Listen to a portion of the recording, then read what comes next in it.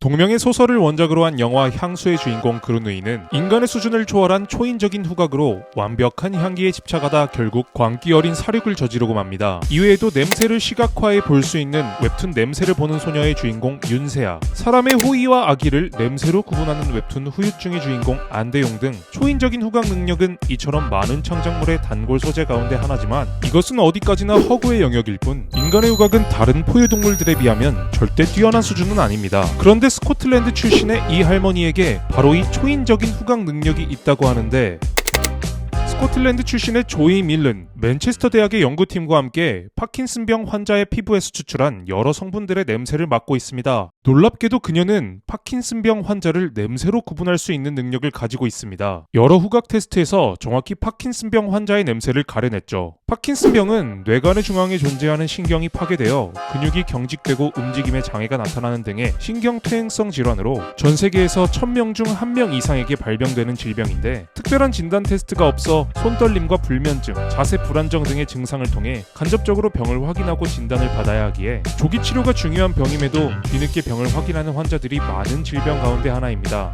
그렇기에 정말 냄새로 파킨슨병을 구분할 수 있다면 병의 진단에 큰 진전을 기대할 수 있겠죠. 그렇다면 조이 밀른 할머니는 자신의 특별한 능력을 어떻게 발견하게 된 것일까요? 그리고 이 능력은 정말 사실일까요?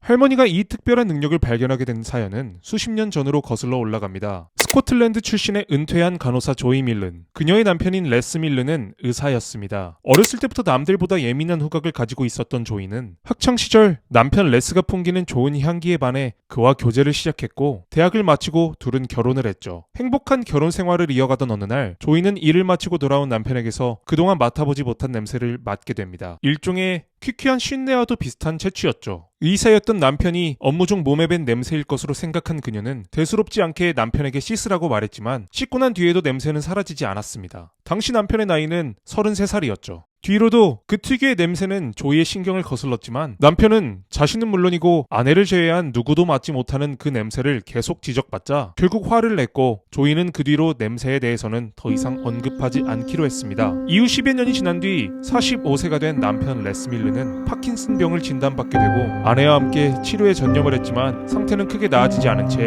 또 10여 년이 흘렀습니다. 그리고 2012년 어느 날 조이는 남편과 함께 파킨슨병 환자 모임에 참석하게 됩니다. 그리고 모임 장소에 도착하자마자 깜짝 놀라게 되죠. 문을 열자마자 강한 냄새가 느껴졌기 때문이었습니다. 모임에 참석한 모든 파킨슨병 환자들에게서 10여 년 전부터 남편에게서 나기 시작한 바로 그 냄새와 정확히 같은 냄새가 나고 있었던 것입니다. 어떤 사람에게는 비교적 약한 냄새가, 또 어떤 사람에게서는 강한 냄새가 느껴졌는데 나중에 알고 보니 그것은 파킨슨병의 중증 정도에 따라 다르게 느껴지는 것이었습니다. 간호사였던 조이는 이 사실을 남편에게 말했고, 의사인 남편은 이 사실을 신기하게 생각했습니다. 특히 남편인 레스가 병을 진단받기 10년도 더 이전부터 이 냄새를 느꼈던 아내였고, 만약 조이가 정말 손떨림이나 불면증 등 파킨슨병의 증상이 나타나기 훨씬 이전부터 이 병을 냄새로 예측할 수 있다면 병의 연구에 큰 도움이 될 것이라는 생각이 들었죠. 그렇게 부부는 에딘버러 대학의 파킨슨병 연구자 틸로 쿠나스 박사를 찾아갑니다. 하지만 쿠나스 박사는 그들의 말을 듣고도 믿지 못하는 눈치였고 말도 안 된다며 큰 관심을 보이지 않았죠. 그래도 혹시나 하는 마음에 그는 조이에게 한 가지 테스트를 제안하는데, 테스트의 내용은 다음과 같았습니다. 6명의 파킨슨병 환자들과 파킨슨병에 걸리지 않은 연구진 6명, 총 12명의 사람들에게 같은 흰 티셔츠를 지급해 24시간 착용하고 생활하도록 하고, 그것을 수거해 랜덤하게 분류한 뒤 조이에게 냄새를 맡게 하는 것이었죠. 조이는 랜덤하게 분류된 티셔츠의 냄새를 하나씩 맡고는 파킨슨병 초기 환자, 파킨슨병 중증 환자, 그리고 파킨슨병에 걸리지 않은 사람 총 3그룹으로 분류해야 했습니다. 결과는 놀라웠습니다. 조이가 모든 그룹을 거의 정확하게 분류해냈기 때문입니다. 거의 정확하다고 했던 이유는 그녀가 딱 한 명, 파킨슨병에 걸리지 않은 연구원의 티셔츠를 환자의 것으로 분류했기 때문이었죠. 딱 한 명 틀렸다고는 하나 무시할 수 없는 능력임이 분명해 보였습니다. 그리고 8개월이 지난 뒤 연구팀은 더욱더 놀랄 수밖에 없었는데, 그 틀렸다고 생각했던 한 명마저 결국 파킨슨병 진단을 받았기 때문이었습니다. 그렇게 쿠나스와 동료 과학자들은 조이의 후각을 이용한 연구를 진행하게 됐고, 2019년 조이가 공동 저자로 참여한 연구 결과를 ACS 센트럴 사이언스지에 등재하기에 이릅니다. 연구의 내용은 그들이 파킨슨병의 환자의 피부에서 조이가 맡은 냄새의 원인이 되는 물질로 추정되는